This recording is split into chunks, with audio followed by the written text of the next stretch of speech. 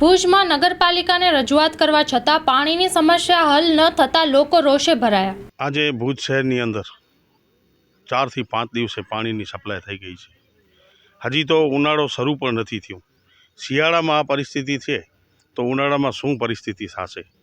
માત્ર ને માત્ર ટાંકા બનાવવાથી પાણીનો પ્રશ્ન હલ થઈ શકે એમ નથી।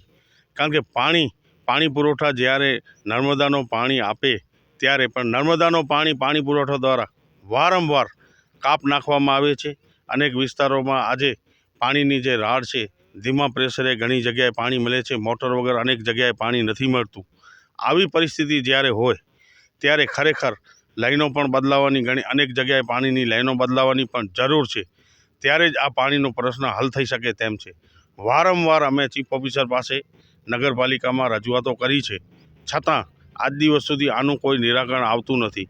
અનેક જગ્યાઓ ઉપર ગટર અને પાણી મિક્સની પણ ફરિયાદો જ્યારે આવે છે અમારી પાસે, પણ એનો પણ કારણ ગટરની લાઈન અને પાણીની લાઈન સાવ બાજુમાં હોય આવી પણ ફરિયાદો અનેક જગ્યાએ છે, જેનો પણ પ્રશ્નનો નિરાકરણ આજ દિવસ સુધી થતો નથી।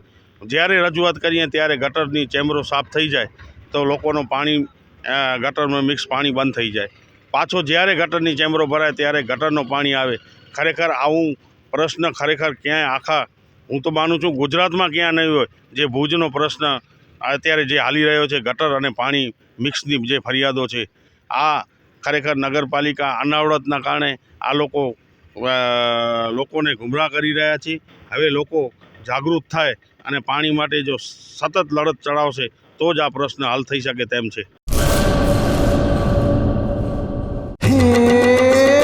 સોનાનો સૂરજ ઉગ્યો રે ખેતરમાં, સાગર લક્ષ્મી બાજરી બિયારણ, લાંબા ડુંડામાં દાણા ભરપૂર, ખેડૂતને આપે ઉપજ ભરપૂર, સાગર લક્ષ્મી બાજરી બિયારણ। સાગર લક્ષ્મી એગ્રીસીડ્સ ઉત્પાદિત હાઇબ્રિડ બાજરી બિયારણ જ વાવો।